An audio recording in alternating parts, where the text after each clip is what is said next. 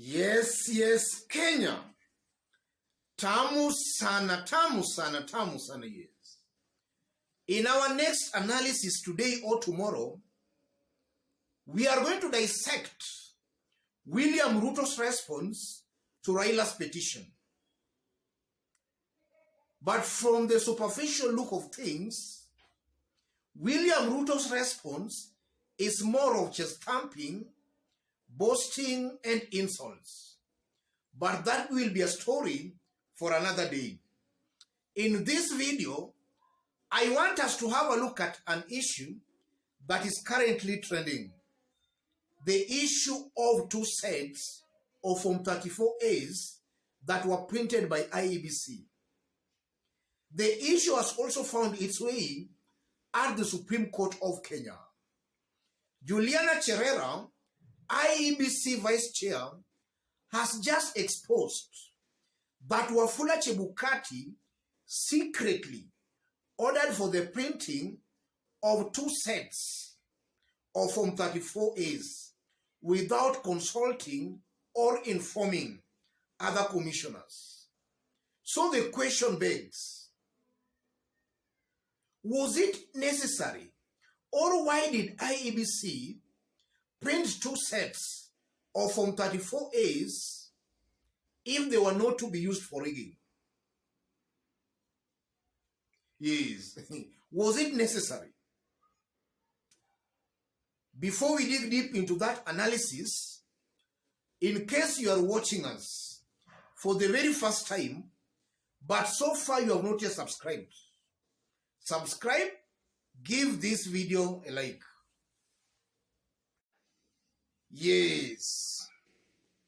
Juliana Cherera, in her response to Raila Odinga's petition at the Supreme Court of Kenya, has made it very clear that he and other commissioners were shocked to find out that 2 sets of Form 34As had been printed. And they discovered that when they were in Greece doing the inspection of the printing of the presidential ballot papers. So it's clear that Wafula Chebukati secretly ordered for the printing of extra Form 34As. And Chebukati did that with the help of IEBC CEO Hussein Marjan. And from her response, Cherera is trying to insinuate that the forms might have been used to rig this year's presidential elections. And that is so because even during the tallying at Bomas, we were seeing some forms being removed and some being inserted. Yes. And even the safety of the extra Form 34As, their safety also not guaranteed. So she believes that the forms were used to aid in rigging this year's presidential elections. And just as I did state when we were starting, was it necessary for Chebukati or IEBC to print extra Form 34As? In my honest opinion, the forms were printed to aid in rigging this year's election. And I'm saying that because if you look at William Ruto and Chebukati, even before the election itself, signs were written all over that Ruto and Chebukati were reading from the same page. And the mere fact that 2 sets of Form 34As were printed without informing other commissioners also just proves that Chebukati was up to no good. He was single-handedly micromanaging affairs at IEBC commission, at the commission I mean. So Chebukati is going against the law, is going against the ruling by the Court of Appeal in 2017. And for that reason alone, I honestly believe that the Supreme Court of Kenya, if they tie all those dots, even right from the printing of Form 34As, commissioners were not informed, and then telling of the results, commissioners are being locked out. I'm seeing the Supreme Court actually going to most likely invalidate William Ruto's election, even on that basis alone, in that Wafula Chebukati was single-handedly micromanaging affairs of IEBC without involving other commissioners. That alone can invalidate William Ruto's election. And also, if you look at it from another angle,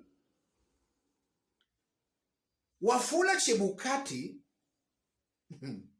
if you look at Wafula Chebukati, why is it that Wafula Chebukati, all along, even before the election, almost all decisions that IEBC was making, the decisions were seen to be aligning themselves, or rather, the decisions were auguring very well with William Ruto and his team. And William Ruto was also defending the commission. Ladies and gentlemen, I don't think or believe this is rocket science. Wafula Chebukati bungled this year's election. Most likely he bungled this year's election. And this was some kind of an inside job, in that Wafula Chebukati himself was aware of what was happening, and then some IEBC officials, CEO Hussein Marjan, Gulie, and this boy Amulu, they were all in the game. They knew exactly the games that were being played there. So Chebukati, Boya Mulu, Professor Gulie, and Hussein Marjan, this team bungled this year's presidential elections. And that comes out very, very clearly. And even before I conclude,